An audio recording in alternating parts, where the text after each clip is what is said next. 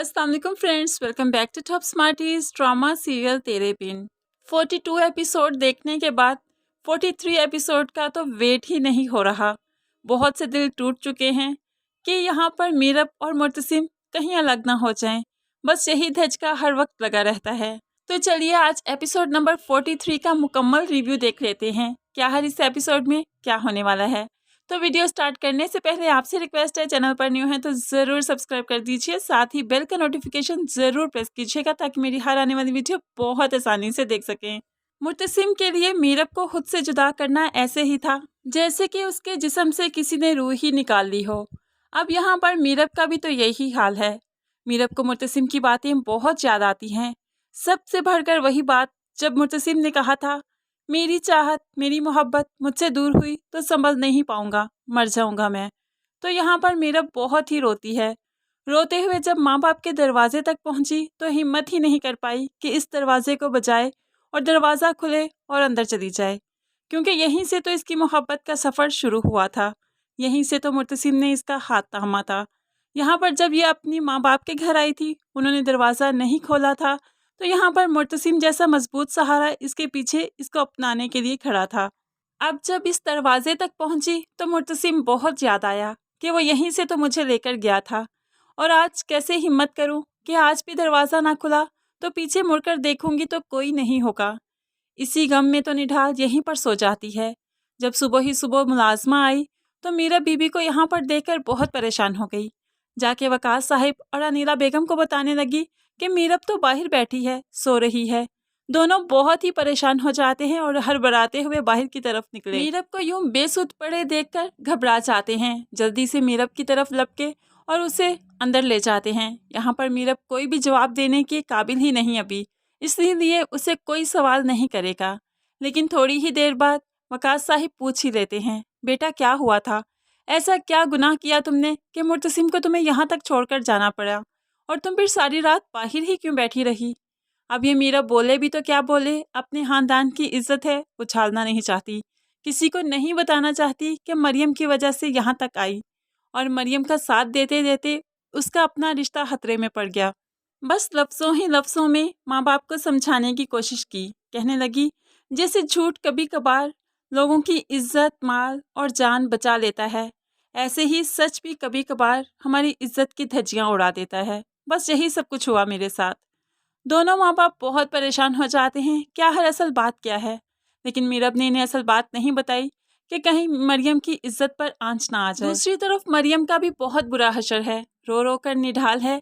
क्या हर उससे माँ ने बात ही नहीं की, और उसने इतना बड़ा कदम उठाया ही क्यों। लेकिन आज भी मरियम बहुत ही खुदगर्ज बनी बैठी है।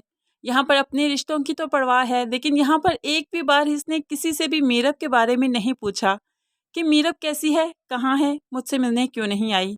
लेकिन यहाँ पर आज भी इसे फिक्र है तो अपनी, जैसे कि हमेशा मीरब से जिद किया करती थी, अपना वादा निभाओ, अपना वादा निभाओ।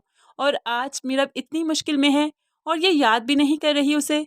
फिक्र है तो सिर्फ इतना कि माँ ने बात क्यों नहीं की मुझसे। इतने में सलमा बेगम भी कमरे में एंटर होती है। हया ने कुछ मेकअप का सामान और जोड़ा उठा रखा है जो कि इसके निकाह का है। सलमा बेगम आते ही कहने लगी, मुझे कोई बदमज़गी नहीं चाहिए, अब जल्दी से तैयार हो जाओ, आज ही तुम्हारा निकाह है नरेश के साथ। यहाँ पर मरियम माफ़ी मांगती है माँ से। माँ जिसे गुस्सा तो बहुत है लेकिन रात से चुप बैठी है, लेकिन अब ये चुप टूट ही गई तो एक थप्पड़ बेटी को दे मारती है कि जल्दी से तैयार हो जाओ, इसके अलावा कोई बात नहीं सुनूंगी। अब तो मरियम को बस तैयार ही होना था। ऐसे ही तैयार भी होने लगी, लेकिन मुर्तसिम जो रात से घर नहीं आया, मीरब को छोड़कर आना इतना आसान फैसला नहीं था। अब रात से बहुत उदास है, इसलिए मीरब के बगैर घर आने की हिम्मत ही नहीं पड़ी कि उस कमरे में कैसे जाऊं जहां पर वो और मीरब साथ रहा करते थे। इसीलिए तो सारी रात बाहर गुजार दी। अब सुबह हुई तो बहू को माँ बेगम ने भेजा कि मुर्तसिम को लेकर आओ, और यहाँ पर वो मुर्तसिम को लेने आता है और आकर कहने लगा, माँ बेगम का फ़ोन आया है, बार बार वो आपको याद कर रही हैं। मुर्तसिम भी टूटे हुए दिल से आहें भरकर कहने लगा, तो बहतू जिसे हम याद कर रहे हैं उसका क्या करें। बहतू के फिर से इस्रार करने पर मुर्तसिम जाने के लिए तैयार हो ही जाता है। कहने लगा, चलो बहतू चलते हैं। दिल के दर्द पर चादर डालते हैं, बाप की गद्दी संभालते हैं और बहन का फर्ज निभाते हैं, मोहब्बत जाए भार में। आखिरकार मुर्तसिम घर आ ही गया। यहाँ पर मरियम दुल्हन बने बैठी है और निकाह का फ़र्ज भी अदा हो ही चुका है। लेकिन मुर्तसिम ने मीरब को बहुत याद किया। अकेले बैठकर भी बस मीरब को याद करता है। इतनी हिम्मत ही नहीं कि अपने कमरे में जाए, सुकून की 2 सांसें ले और वहाँ पर बैठकर मीरब को याद करे, क्योंकि वहाँ पर तो मीरब की यादें बहुत ज़्यादा हैं जो कि मुर्तसिम को जीने नहीं देंगी। इसीलिए तो वो बाहर बैठकर ही मीरब को याद करने लगा। अब मुर्तसिम का ये हाल है कि 2 दिन भी मीरब के बगैर नहीं गुजारेगा। लेकिन अब इस मरियम को ही स्टैंड लेना होगा।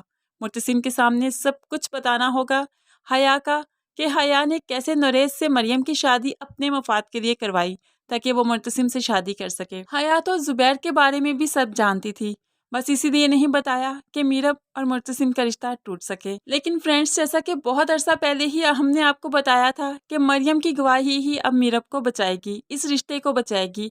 अब मरियम ही हिम्मत करेगी, निकाह के बाद और रुखसती से पहले अपने भाई को मनाएगी।